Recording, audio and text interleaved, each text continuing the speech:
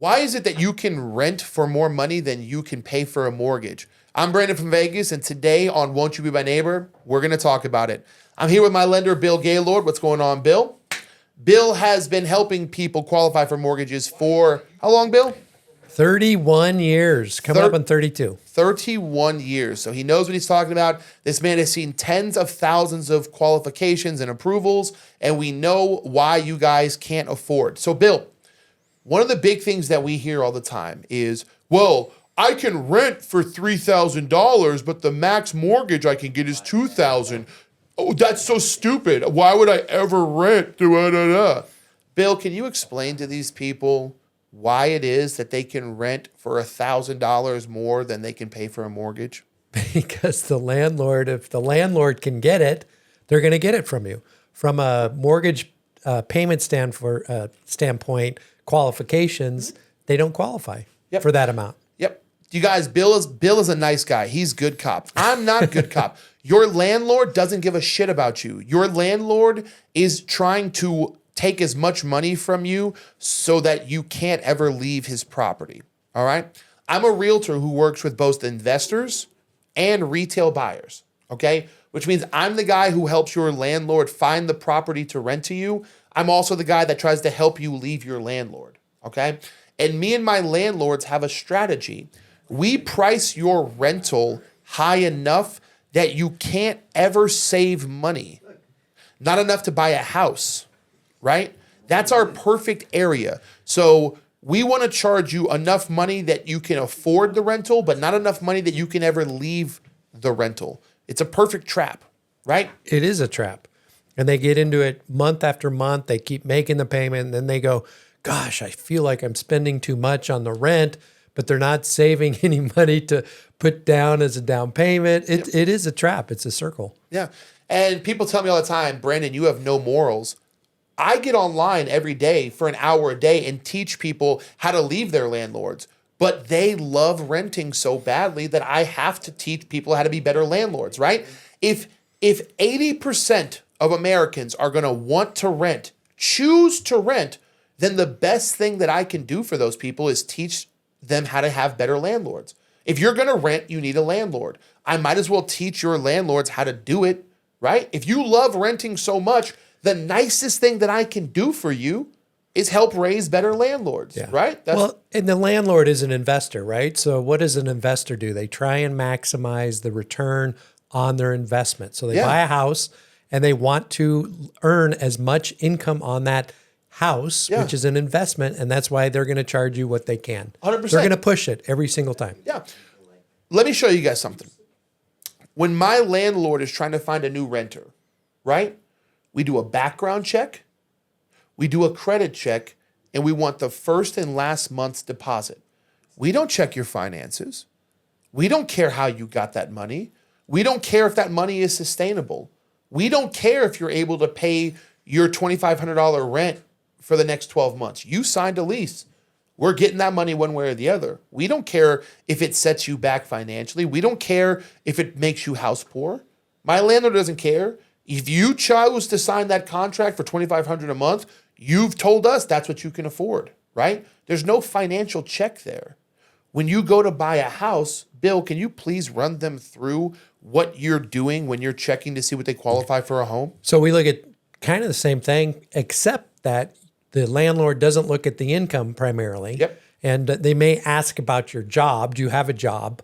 But we look at three things: credit, income, and assets. Yep. And those are the three things that you need to get a house or get a mortgage. Yeah. And so, but on a rental side, they only ask for good credit. Good credit makes a difference. And so we get three things: credit, income, assets. Yeah. So you're checking their credit, right? Which is what a renter does or a landlord does. They check your credit, right? Funny enough, Bill, you ready for this? I had clients fly in from Montana. They needed a 680 credit score to rent this house.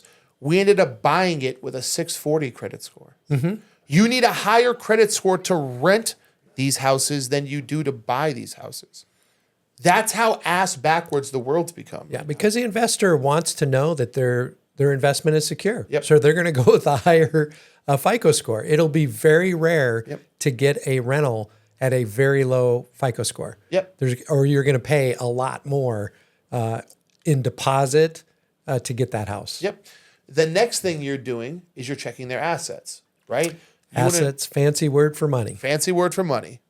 You want to know how much they have saved, how much they've accumulated, what they have in reserves, right? Correct.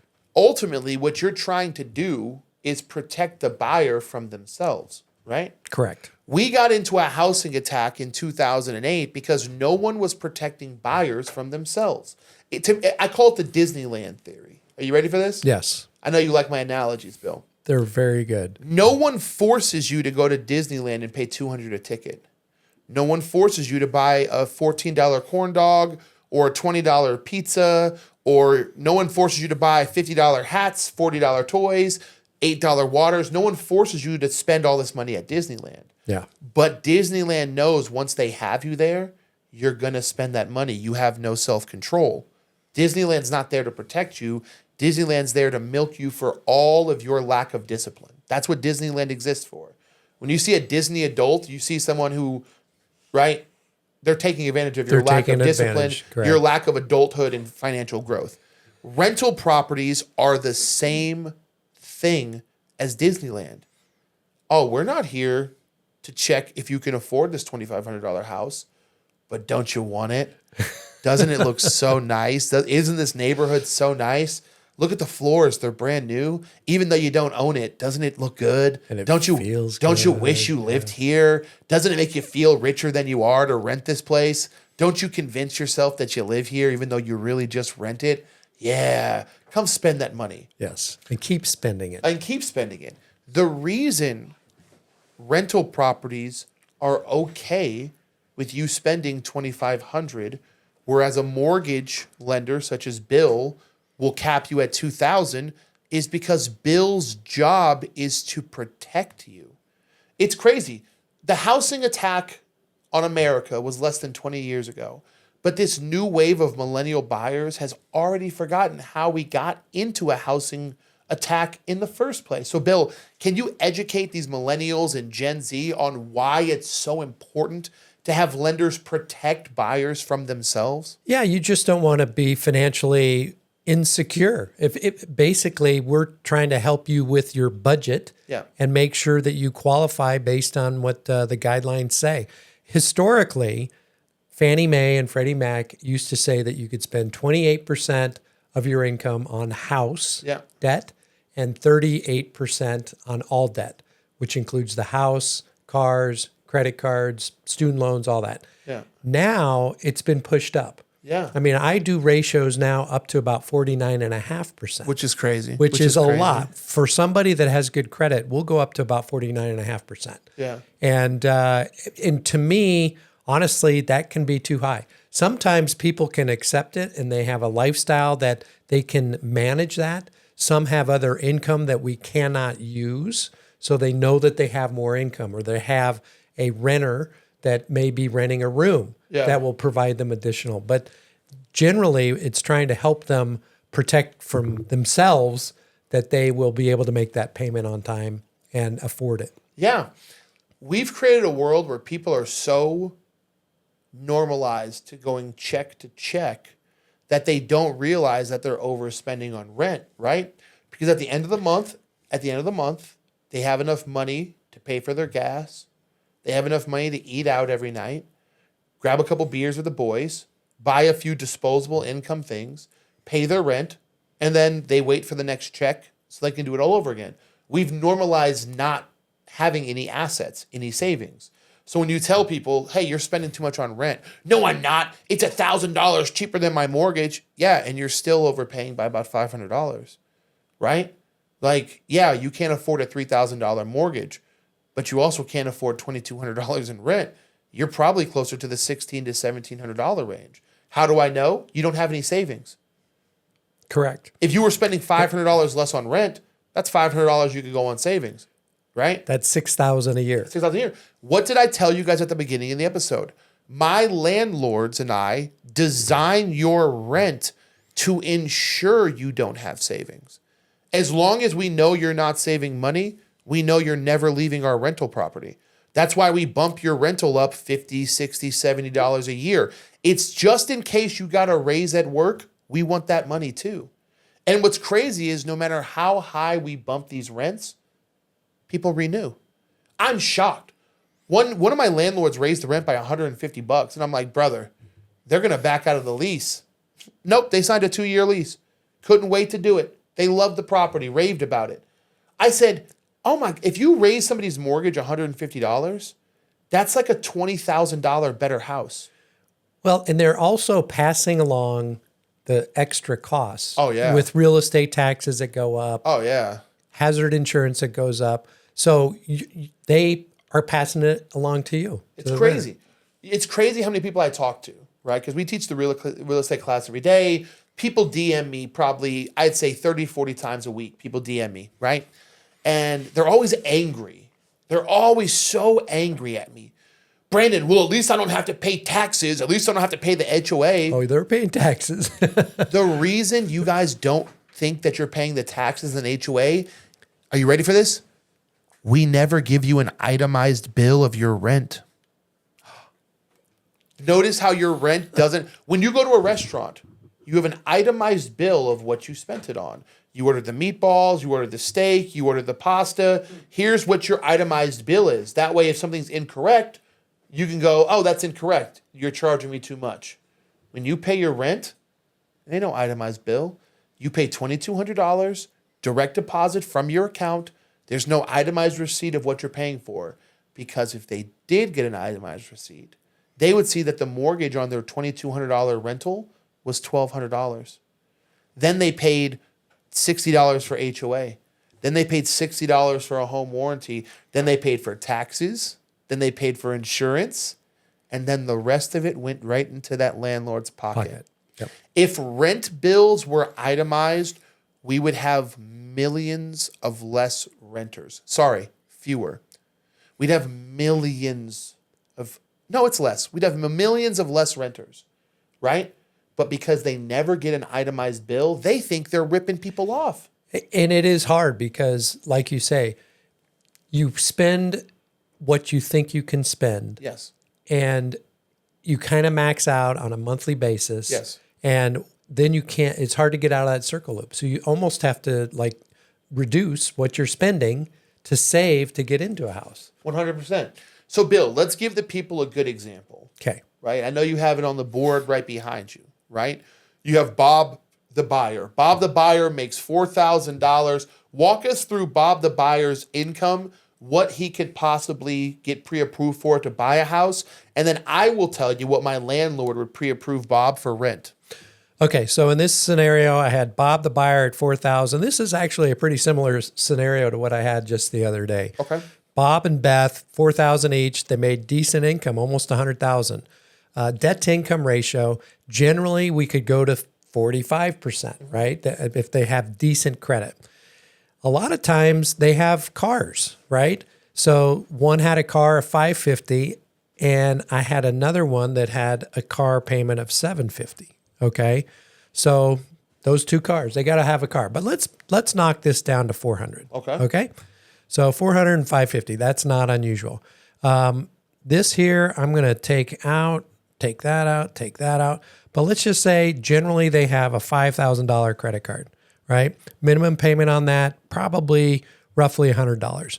And maybe Beth has one too. So let's call that $4,500 and let's call this $75. Okay? So we got that. So then what we do, we have 45% of their income equals $3,600 that they could spend on all debt. Okay. House, cars, credit cards, student loans, everything, right? Yeah. Then we take out and deduct what they are spending each month right now. So they're spending about $1,125, 2 cars and 2 credit cards. Yep. That leaves us with $2,475. $2,475. And how much does Bob make a month? Bob makes $4,000. So Bob makes about, let's give Bob. Bob and Beth combined make $8,000. Okay, so Bob and Beth combined make nearly $100,000. Correct. Right? But because of the way they spend their money, and because of what they're paying, and this is before we calculate rent, right? Because of how they're spending their money, they only have about what, $2,400 that they can spend. Just about, not quite 2,500. And this is where sometimes we look at it and go, well, this car is going to be paid off in, let's say they owe $3,000. This is going to be paid off in 10 months. Yep.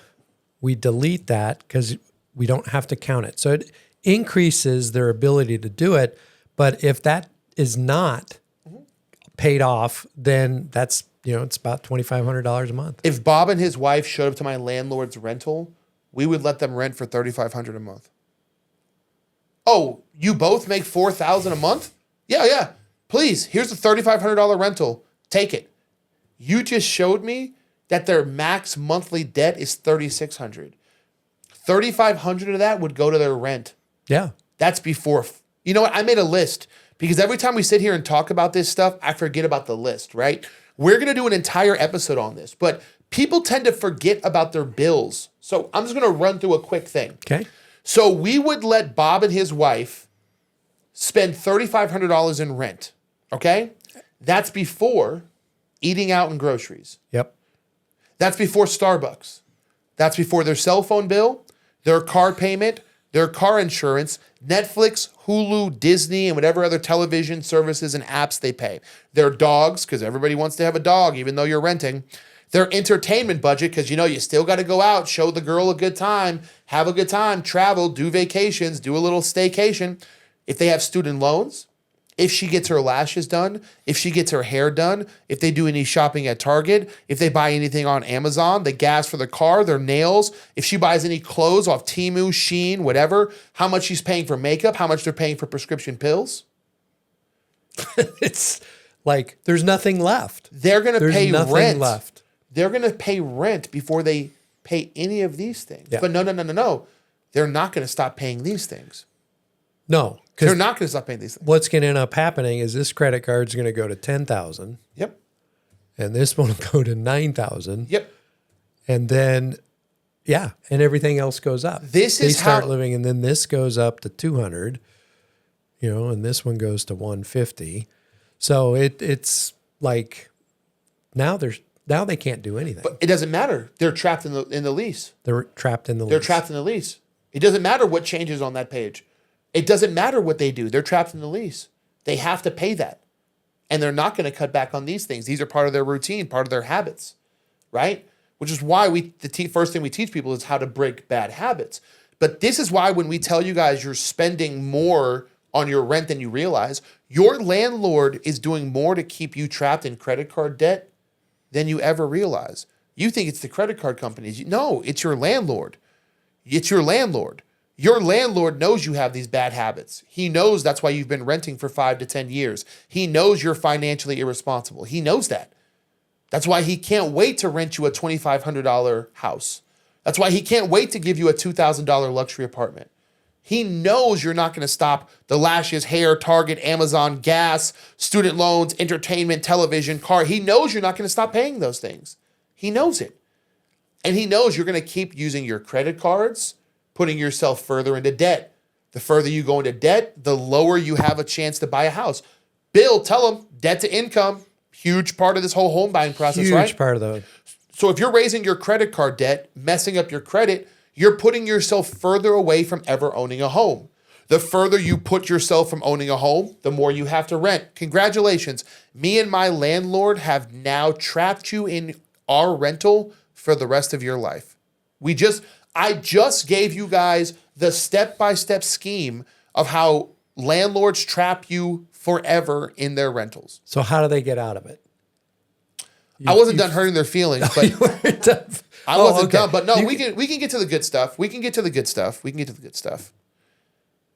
You must sacrifice your lifestyle. I feel like we say this once per episode. If you are done renting, I have the solution for you, but you're not going to like it. We did a class yesterday specifically catering towards women, so I'll run a little bit of that one back here. I told women, you have 2 options. 2. And guys, option B is not available to you. So for guys, you have 1 option. Ladies, you have 2 options. Option A, sacrifice everything about your current lifestyle, all of it. The fun, the entertainment, the travel, rent a worse apartment, significantly worse. Don't put yourself in danger, but you need to chop that bill by several hundreds of dollars. Lashes, nails. All of it. You need to Do call your own nails. You need to call a lender like Bill. Have him tell you, this is what we would approve you for a house. You're approved for about $1,800 a month.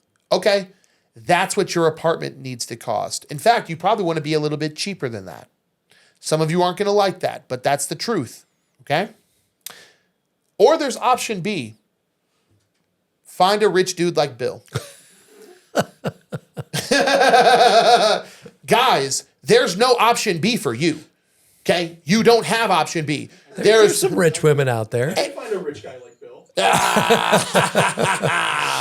Guys, you don't have option B, okay? The sugar mama thing only works if you're super handsome, okay? No rich lady is going to take care of an ugly bum like me, right? Like, no rich lady is going to be like, oh, yeah, Brandon, look at that weird-shaped head and that mustache. I can't wait to pay all your bills and get you out of debt. It's not going down for me, okay? So, guys, you only have one option. Ladies, option B. But, I'm sorry, Bill. No, I was going to say the other thing is if you get a partner, which is what you talked about, the extra income can make a big, big difference. 100%. Big difference. 100%. But these people want to stay single.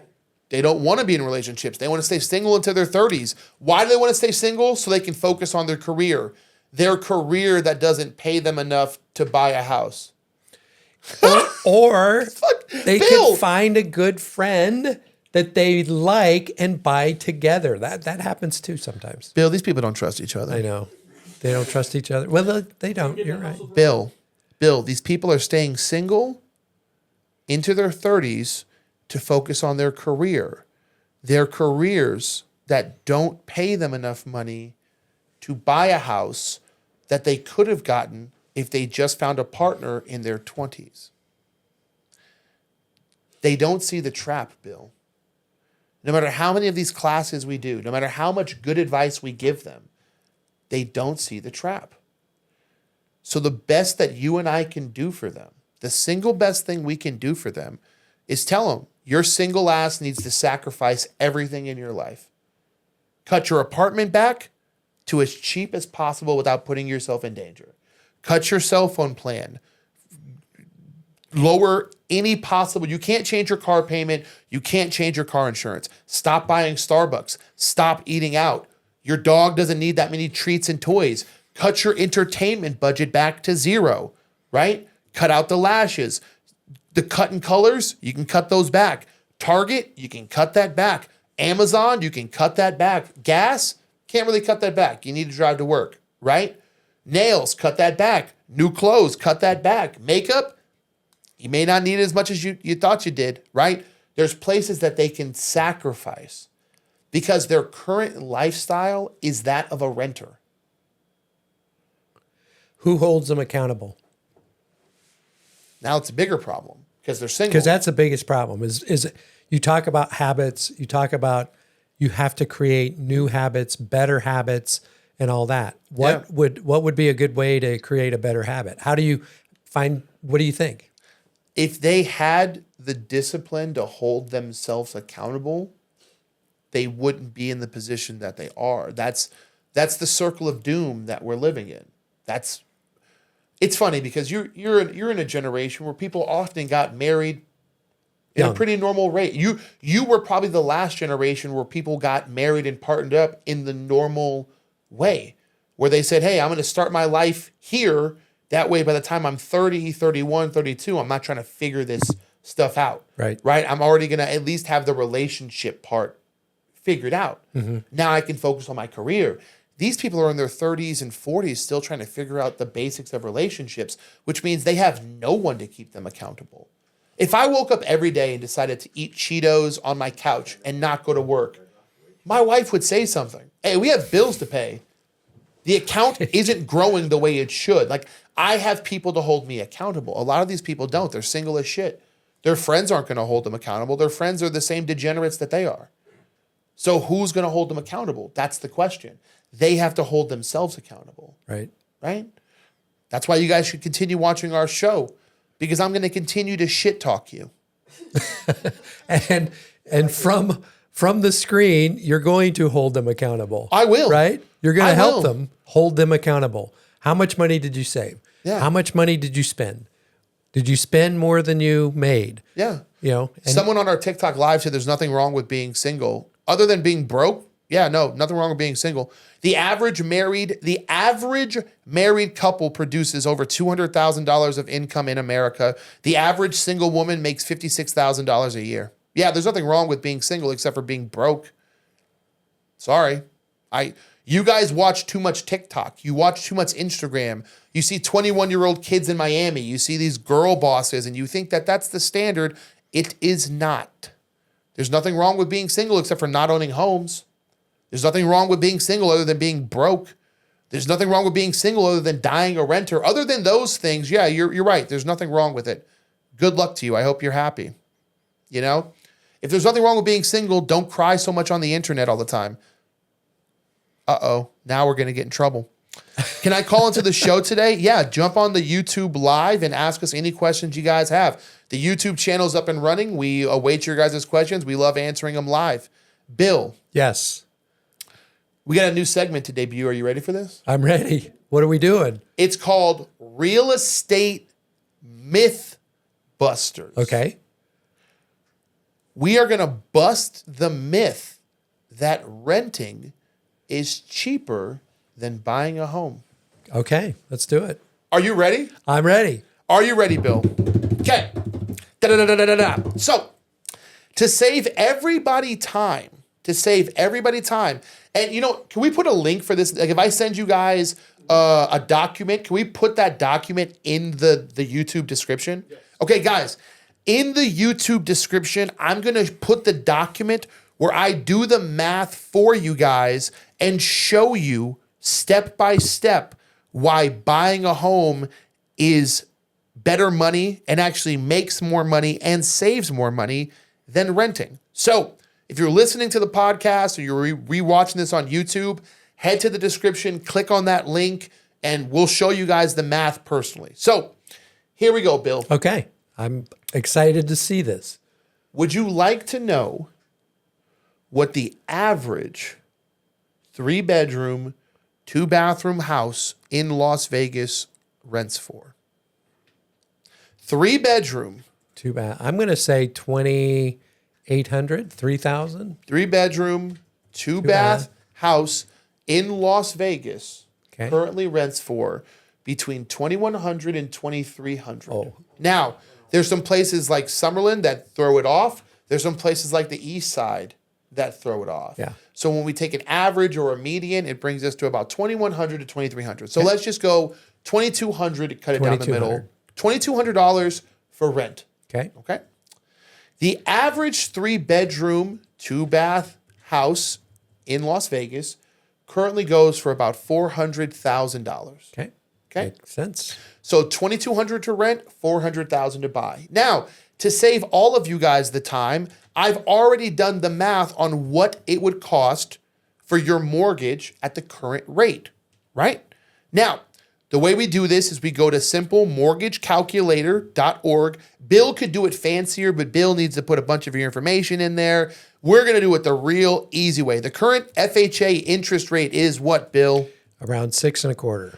The current FHA is 6.25, and conventional is what? 6? 6.75. Roughly. 6.75. Okay. So if you put down 3.5% at 6.2 interest with the current $400,000 housing price, your mortgage comes out to $2,900. $2,900 is what we're looking at. Okay.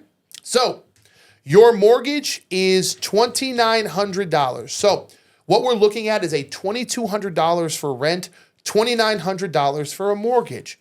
And I know what some of you are thinking. Bill, what are they thinking? You're spot on that 2,900. I'm pretty good at this, right? Look at this, right? I'm pretty good at this, right? That's amazing. Yeah, good. The average renter says, I'm saving $700 a month. That means $8,400 a year. Bill, They're saving $8,400 a year. How are they possibly losing? How could they possibly be losing? I don't know. It makes perfect sense. It's crazy, to me. right? It makes perfect sense. $8,400 a year. How could they possibly be losing? Bill, would you like to know what the average equity for houses in Las Vegas was last year during the highest interest rates in a decade? Would you like to know? Yes, please tell me. The average equity for Las Vegas homes during the highest interest rate in a decade was 6.5%. Appreciation. 6.5%. It went up in value. 6.5%. Okay. Bill, 6.5% of $400,000. That's a lot of money. It is a lot of money. It's around $26,800, Bill. Well, no. So we do That's right. 400,000 times 6, which is 24,000, Yep. and then 400,000 times 0.5. So we're looking at about $26,000. Yep. So the 26,000. average equity of Las Vegas homes was $26,000. Now people say, Brandon, what about repairs? You got to factor in maintenance. My home warranty is $60 a month. So we'll subtract another, what, $700? Okay. So I'm at $25,300. I made $25,300 by buying a $400,000 house. You saved $8,400 by renting it. I have just defeated you by $17,000. And here's the best part, Bill. Every year, my equity gets higher, and every year your rent goes up. Yeah, but Brandon, they're going to crash. Oh, they're Values are going to crash. I keep hearing that. Values are going to go down. Why would they not go down? Bill, I'm going to buy when they go down. Bill, out of the last 82 years, how often has real estate not returned its value? It's 80, what is it? It's only been 7 years out of that 82 years. In the past 82 that it went years, down, and it really didn't go down much except for 2 years. We had a housing crisis and we had a Great Depression. Yes. Right? Bill, 7 and 82 means that housing has a better record than the Golden State Warriors. I love that. Steve Kerr. They're not good now, though. They're not good. No, they got to get better. They got to get something else going. 75 and 7 is a better record than the Golden State Warriors, and you have people worrying about if they're going to lose money. And then, Brandon, what happens? So the new value after a year goes from 400 to about 426,000. Oh, yeah. And then the next year, if it goes up another 5%, 3%, they gain 5% on that number. So every year, it the person who buys, compounds. yes, it's compound. Look, Bill, I know. You're so smart. I know. Every year, the person who buys the house increases their equity. It goes from 26,000 in equity to 27,500 in equity to 30,000 in equity. And every year that renter pays more in rent because they increase your rent by 3%. So every year the renter, that 8,400 goes to 8,000. Then it goes to 7,300. And eventually after 4 to 5 years, your mortgage is exactly what that renter is paying in rent. And now you own the place and they're renting it. Hey, and the other thing to remember too, of that $2,900 of that mortgage payment, Yep. some of that is going to pay down the mortgage. Yep. So it's essentially forced savings. Yep. So they are basically saving their money by paying down that mortgage and building more equity. 100%. So Myth busted. I think it's pretty safe to say the idea that renting saves more money than home buying is absolutely absurd. It's a myth by people who don't know the basic math of compounding interest and equity. But that's the problem. People don't know these things. But it's scary because people look at the payment and they go, well, I can afford $2,200, but I can't afford $2,900. But they can. People are short-term thinkers. That's a huge part of Many the problem. people can, and they just don't. 100%. They don't cut things out. But the good news for these people, Bill, is we're going to keep teaching them. We'll do classes on compound interest and equity. Matter of fact, the next class we do can just be on equity, what it means, how you gain it, what you can do with it, right? Bill will teach you all the things that you guys can do with equity. And we can show you guys step by step why they should have taught you this in high school, how easy it is to teach this, especially with a smart guy like Bill sitting next to me, how easy it is to walk you guys through these things. What we need you guys to do is hit that subscribe button, right? We have a question? We have one question.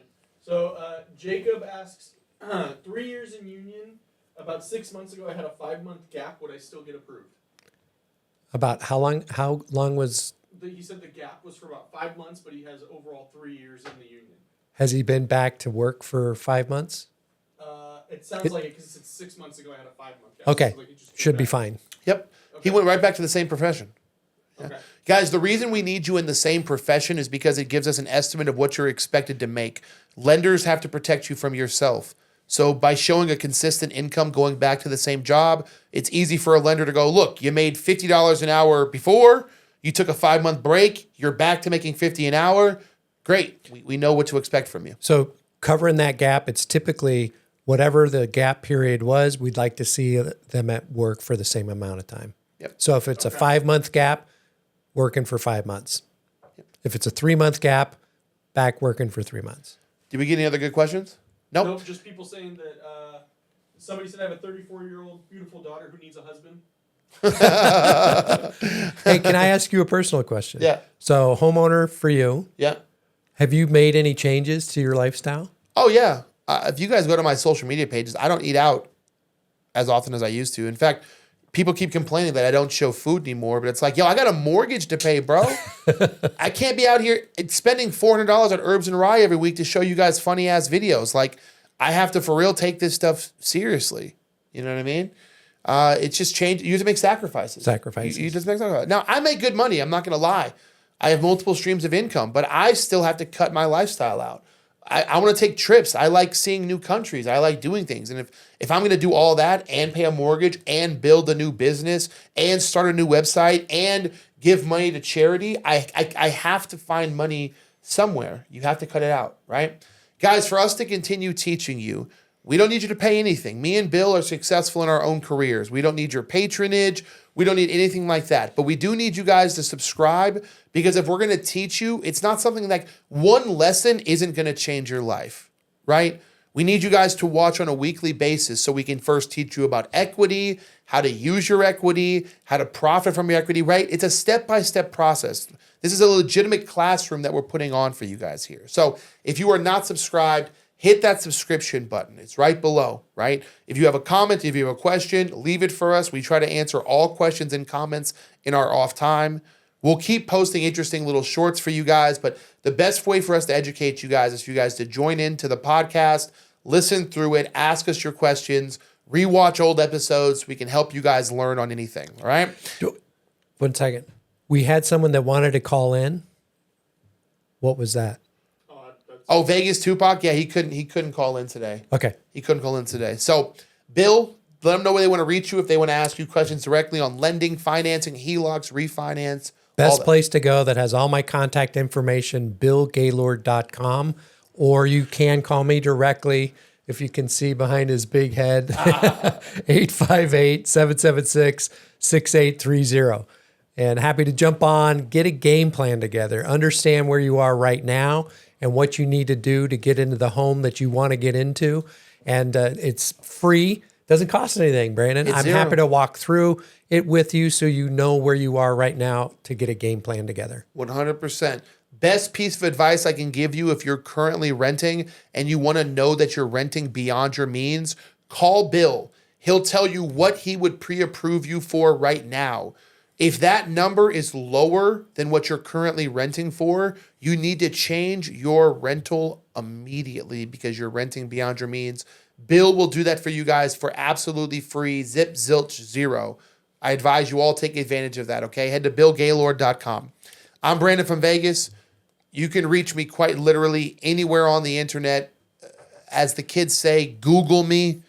I don't know if the kids say that anymore. I say that. Do you say that? Okay, The so boomer. maybe kids don't say that anymore. Boomer Okay. Bill says that. But you can type in Brandon from Vegas, TikTok, Instagram, Facebook, text me directly, call me directly. I'm an open book. I'm glad to help you guys. And like we said, leave a comment below if there's anything we didn't explain thoroughly, and we'll catch up with you guys, all right?